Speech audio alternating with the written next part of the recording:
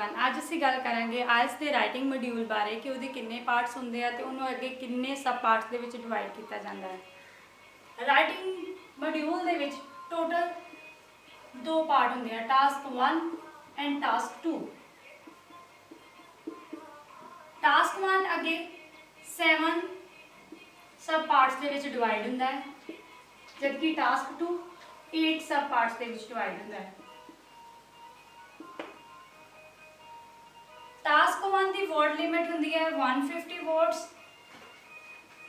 और टास्क 2 की word limit होंगी है 250 to 270 word, not more than 270 and not more than 160।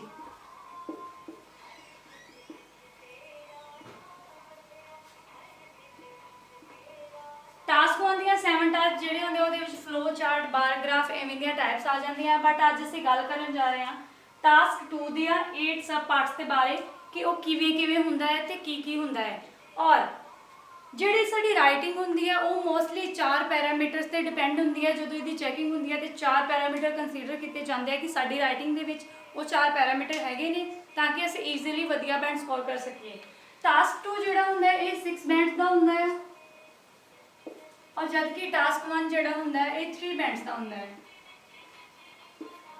Task 1 जो असी ईजीली 5 बैंड स्कोर कर सकते हैं अगर असी 4 दे 4 पैरामीटर अपनी राइटिंग दे विच लैके आइए, और टास्क 2 दे विच ईजीली 5.5 बैंड स्कोर कर सकते हैं। मीनस टोटल असी राइटिंग चो 8 बैंड स्कोर कर सकते हैं अगर असी उहदे पैरामीटर्स नूं ध्यान दे विच रखिए। हुण असी गल करांगे कि वो पैरामीटर्स हुंदे किहड़े-किहड़े ने, उन्हां दे विच की हुंदा है।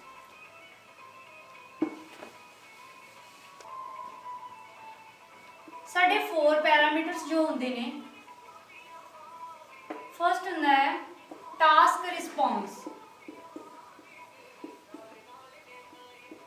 Second coherence and cohesion,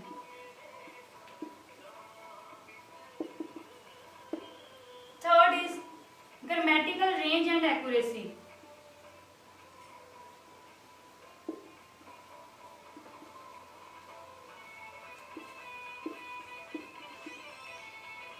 and the fourth one is lexical resources।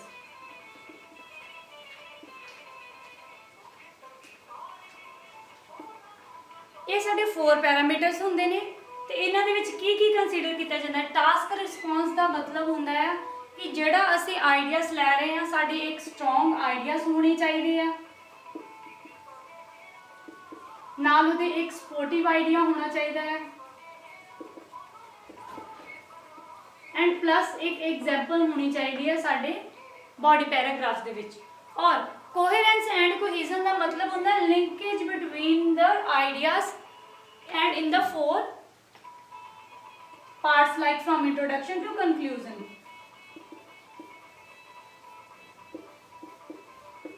कि आइडियाज विच लिंकेज हैगी आ और आपस दे विच भी वो लिंक करते हैं, इंट्रोडक्शन तो लैके कंक्लूजन दे तक वो आपस में लिंक कर रहे हैं, वो ये कंसीडर किया जाता है कोहेरेंस एंड कोहेजन दे विच। Third one is grammatical range and accuracy. ये साडी सेंटेंस फॉर्मेशन चेक होती है, सेंटेंस फॉर्मेशन और स्पेलिंग्स ये चेक किए जाते हैं कि साडी सेंटेंस फॉर्मेशन और स्पेलिंग सही है। नैक्सट आ जाते हैं लैक्सिकल रिसोर्सिस। लैक्सिकल रिसोर्सिस दे विच आउंदे आ connectors and vocabulary word. Connectors means अगर असी एक आइडिया दिता है तो दूसरी लाइन शुरू कर रहे हैं तो असी moreover, furthermore, beside this एवें दे कनैक्टर्स यूज करांगे। और वोकैबुलरी वर्ड मीनस असी सिनोनिम यूज करने हैं सिंपल वर्डिंग से, जिवें असी मैनी नूं ही बोलना हो तो असी उन्होंने बोलांगे प्लेथोरा, एम्पल। सो एवें दे वर्ड्स यूज करने हैं रैदर दैन मैनी। ओके। और 7 to 8 जिहड़े वर्ड्स ने वो साडी राइटिंग दे विच होने ही चाहिए ने वोकैबुलरी। क्लियर। ये साडे सी 4 पैरामीटर्स जिन्हां दे बेस ते साडे राइटिंग दी मार्किंग हुंदी आ। अगर तो असी ये चारों पैरामीटर्स नूं ध्यान दे विच रखांगे तो डेफिनेटली असी वधिया स्कोर कर पावांगे। हुण असी गल करांगे कि राइटिंग दे विच जिहड़ियां टाइप्स हुंदियां ए टू किहड़ियां हुंदियां, किवें दे क्वेश्चन आ सकते हैं, तो असी किहड़ी कैटेगरी दे विच किन्ना लिखना हुंदा है ते की लिखना हुंदा है। साडियां जिहड़ियां 8 टाइप्स हुंदियां है उन्हां दे विच फर्स्ट टाइप आ जांदी है discuss both views and give your opinion, कि दोनों व्यूज दसने आ ते अपना ओपीनियन भी नाल देना है। And what are the reasons and give possible solution, reasons की है तो ओहदे पॉसिबल सॉल्यूशंस की होंगे। Third is what are the merits and demerits, कि मेरिट्स की ने और इहदियां डीमेरिट्स की ने, मीनस इहदे बेनिफिट्स की ने ते ड्रॉबैक्स की ने। ये साडी कैटेगरी हुंदी है 50-50% कैटेगरी, मीनस ਇਹਦੇ ਵਿੱਚ ਅਸੀਂ 50 एक पासे जाना लिखना होंगे और एक 50 एक पासे, लाइक 50% ਅਸੀਂ मैरिट्स लिखने होंगे, 50% डीमेरिट्स लिखनियां होंदियां, और अगर बोथ व्यू किया तो दोनों ਨੂੰ 50-50% लिखना होंगे। तो अपना जो ओपीनियन है वो ਅਸੀਂ इंट्रोडक्शन ਦੇ ਵਿੱਚ ਹੀ ਦੱਸ ਸਕਦੇ ਹਾਂ ਕਿ ਤੁਸੀਂ ਕਿਹੜੇ ओपीनियन ਦੇ ਨਾਲ ਜਾ ਰਹੇ ਹੋ। क्लीयर। नैक्सट आ जाती है 70-30 कैटेगरी। 70-30 कैटेगरी का मीनस है कि ये असं 3 बॉडी पैराग्राफ बनाने होंगे हैं, BP1, BP2 एंड BP3, और इंट्रोडक्शन और कन्फ्यूजन का यू नो असं लिखना ही होंगे है। ये क्वेश्चन आ सकते हैं to what extent do you agree और डिसएग्री, कि तुसी कितनी हद तक एग्री हो इस चीज़ ना और नहीं हो इस चीज़ ना। अगर तो तुसी एग्री हो तो तुसी 70% मीन 2 पैराग्राफ तुसी एग्री दे नाल लिखोगे तो 1 पैराग्राफ तुसी डिसएग्री दे नाल लिखोगे। ऑन द अदर हैंड अगर तुसी डिसएग्री हो किसी स्टेटमेंट दे नाल तो तुसी 2 पैराग्राफ डिसएग्री दे लिखोगे और 1 पैराग्राफ जिहड़ा वो एग्री दा लिखोगे। दैन अगर साडा एवें दा क्वेश्चन होवे do you think benefits as over drawbacks, means कि तुहानूं लगता है कि जिहड़े बेनिफिट्स ने वो ज़्यादा ने ड्रॉबैक्स तो, दैन भी साडी 70-30 कैटेगरी होएगी। असी अगर बेनिफिट्स ज़्यादा कह रहे हैं तो असी 70-30 पैराग्राफ दे विच लिखांगे, 70% बेनिफिट्स लिखांगे एंड द 30% असी उहदे ड्रॉबैक्स लिखांगे। इनू असी 70-30 कैटेगरी कहने और इनू असी 50-50 कैटेगरी कहने। 50-50 कैटेगरी दे विच असी BP2 ही बनाउंदे हैं बॉडी पैराग्राफ।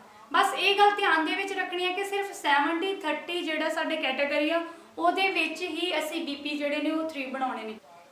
ਉਸ ਤੋਂ ਨੈਕਸਟ ਆਏਗੀ ਸਾਡੀ 6th type, is this a positive development और नेगेटिव डेवलपमेंट और डू यू एग्री और डिसएग्री, मीनस जां दा क्वेश्चन आएगा कि ये पॉजिटिव डेवलपमेंट हैगी या जां नहीं और लगा होएगा, और डू यू एग्री और डिसएग्री अगर तो और आएगा दैन उन्हें ਅਸੀਂ बोलांगे 100% कैटेगरी, मीनस ਅਸੀਂ सिर्फ इको साइड जाना, ਜਾਂ ਤਾਂ ਅਸੀਂ पॉजिटिव लिखांगे ਜਾਂ ਅਸੀਂ नेगेटिव लिखांगे, ਜਾਂ ਤਾਂ ਅਸੀਂ एग्री लिखांगे ਜਾਂ ਅਸੀਂ डिसएग्री लिखांगे, मीनस ਅਸੀਂ ਇਹਨੂੰ बोलते हैं 100% कैटेगरी अगर ਸਾਨੂੰ ਇਵੇਂ ਦਾ क्वेश्चन आवे।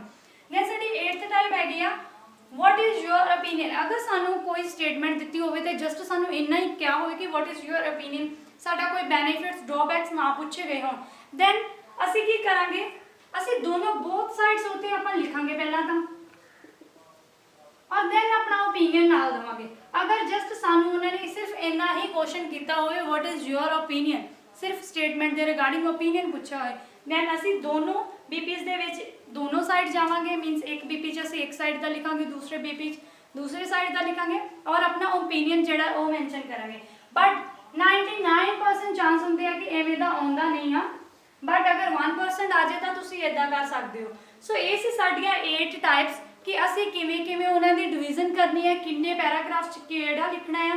सिर्फ ये गल ध्यान च रखनी है कि टू वट एक्सटेंड वाला ही आ वही असी 70-30 दे विच लिखना है, मीनस उहदे विच ही सिर्फ असी 3 बॉडी पैराग्राफ बनाने, मीनस 3 BP बनाने हैं। हुण असी गल करांगे कि किहड़ियां चीज़ां जिन्हां नूं अवॉइड करना पएगा साडी writing they which so that साडी जिहड़ी राइटिंग आ वो होर भी इंप्रैसिव बन सके। थिंग्स टू अवॉइडिंग टास्क 2, किहड़ियां चीज़ां हैं जिहड़ियां सानू टास्क 2 दे विच अवॉइड करनियां चाहिए। फर्स्ट हुंदी है इम्प्रॉपर अलाइनमेंट, मीनस कि अगर असी एक साइड एक बॉडी पैराग्राफ जिहड़ा राइट हैंड साइड तो अगर शुरू कर रहे हैं तो दूसरा जिहड़ा है वो असी लैफ्ट हैंड साइड तो शुरू कर रहे हैं तो वो इम्प्रॉपर अलाइनमेंट हो जाएगी। बट ये चीज़ उत्थे अवॉइड करनी है, क्योंकि अगर तो तुसी लैफ्ट साइड तो शुरू कर रहे हो ना सारे बॉडी पैराग्राफ उत्थे शुरू करने, अगर थोड़ी सी स्पेस छड्ड के दैन राइट तो शुरू कर रहे हो तो सारा उवें ही करना है। बट ट्राई करो लैफ्ट की फर्स्ट लाइन तो ही स्टार्ट कर दो और हमेशा उतों ही शुरू कराया करो हर पैराग्राफ, ताकि इम्प्रॉपर अलाइनमेंट की उत्थे प्रॉब्लम ना आवे। सैकेंड साडे को हुंदा है no personal example and experience, कोई भी टास्क 2 ਦੇ ਵਿੱਚ ਅਸੀਂ ਪਰਸਨਲ ਐਗਜ਼ਾਮਪਲ ਨਹੀਂ ਦੇ ਸਕਦੇ। ਅਗਰ ਜਿਵੇਂ ਅਸੀਂ ਐਗਜ਼ਾਮਪਲ ਉੱਤੇ ਮੈਂਸ਼ਨ ਕਰਨੀ ਆ, ਅਸੀਂ ਉਹਦੇ ਵਿੱਚ ਆਪਣੀ ਕੋਈ ਐਗਜ਼ਾਮਪਲ ਔਰ ਐਕਸਪੀਰੀਅੰਸ ਐਡ ਨਹੀਂ ਕਰ ਸਕਦੇ। ਸਿਰਫ ਸਾਇੰਟੀਫਿਕ ਐਗਜ਼ਾਮਪਲਸ ਯੂਜ਼ ਹੋਣੀਆਂ, ਮੀਨਸ ਯੂਨੀਵਰਸਲ ਐਗਜ਼ਾਮਪਲਸ ਜਿਹੜੀਆਂ ਨੇ ਉਹੀ ਯੂਜ਼ ਹੋਣਗੀਆਂ, ਲਾਈਕ ਜਿਹੜੀਆਂ ਵਰਲਡ ਵਾਈਡ ਫੇਮਸ ਹੋਣ ਤੇ ਸਾਰੇ ਜਾਣਦੇ ਹੋਣ, ਸਾਇੰਟੀਫਿਕ ਐਗਜ਼ਾਮਪਲਸ ਹੀ ਯੂਜ਼ ਹੋਣਗੀਆਂ। And the third one is no subjective words। subjective words ਹੁੰਦੇ ਆ I, our, you, us, we, ਐਵੇਂ ਦੇ ਅਸੀਂ subjective word ਜਿਹੜੇ ਟਾਸਕ 2 ਦੇ ਵਿੱਚ ਅਵੋਇਡ ਕਰਨੇ ਆ, ਇਹ ਅਸੀਂ ਉੱਥੇ ਯੂਜ਼ ਨਹੀਂ ਕਰਨੇ। ਟਾਸਕ 2 ਦੇ ਵਿੱਚ ਕੀ ਅਸੀਂ ਰਾਈਟਿੰਗ 'ਚ ਵੀ ਇਹ ਅਵੋਇਡ ਕਰਨੇ ਆ ਕਿ I, our, ਇਹ ਸਿਰਫ I ਉਦੋਂ ਹੀ ਆ ਸਕਦਾ, my ਉਦੋਂ ਹੀ ਆ ਸਕਦਾ ਅਗਰ ਜਸਟ ਅਸੀਂ ਦੱਸਣਾ ਹੋਵੇ ਕਿ it according to my opinion and I am going to write this kind of paragraph like this, ठीक है। Only in the introduction thesis ਦੇ ਵਿੱਚ ਹੀ ਸਿਰਫ ਅਸੀਂ I ਯੂਜ਼ ਕਰ ਸਕਦੇ ਹਾਂ। ਅਦਰਵਾਈਜ਼ ਉਹ ਜਿਹੜਾ ਜਿੰਨਾ ਵੀ ਸਾਡਾ ਟਾਸਕ ਆ BP1 BP2 ਸਾਡਾ ਕਨਕਲੂਜਨ, ਉਹਦੇ ਵਿੱਚ I ਤੋਂ ਇਲਾਵਾ ਕੁਝ ਨਹੀਂ ਯੂਜ਼ ਕਰ ਸਕਦੇ। ਇਹ ਸਿਰਫ ਥੀਸਿਸ ਦੇ ਲਈ ਆ ਔਰ ਕਨਕਲੂਜਨ ਦੇ ਲਈ ਆ। ਅਦਰਵਾਈਜ਼ BP1 ਔਰ BP2 ਦੇ ਲਈ I ਨਹੀਂ ਲੱਗੇਗਾ ਔਰ ਇਹ ਤਾਂ ਬਿਲਕੁਲ ਹੀ ਕਿਤੇ ਯੂਜ਼ ਨਹੀਂ ਕਰਨੇ ਹੈਗੇ। then ਸਾਡੇ ਕੋਲ fourth ਆ ਜਾਂਦਾ ਹੈ abbreviations। abbreviations ਹੁੰਦੀਆਂ ਜਿਹੜੀਆਂ ਅਸੀਂ short forms ਲਿਖਦੇ ਆ, can't, don't, hasn't, तो ਇਹ ਅਵੋਇਡ ਕਰਨੀ ਹੈ ਕਿਉਂਕਿ ਅਗਰ ਅਸੀਂ ਐਵੇਂ ਲਿਖਾਂਗੇ ਤਾਂ ਸਾਡੇ ਬੈਂਡ ਜਿਹੜੇ ਉਹ ਡਿਡਕਟ ਹੋਣਗੇ।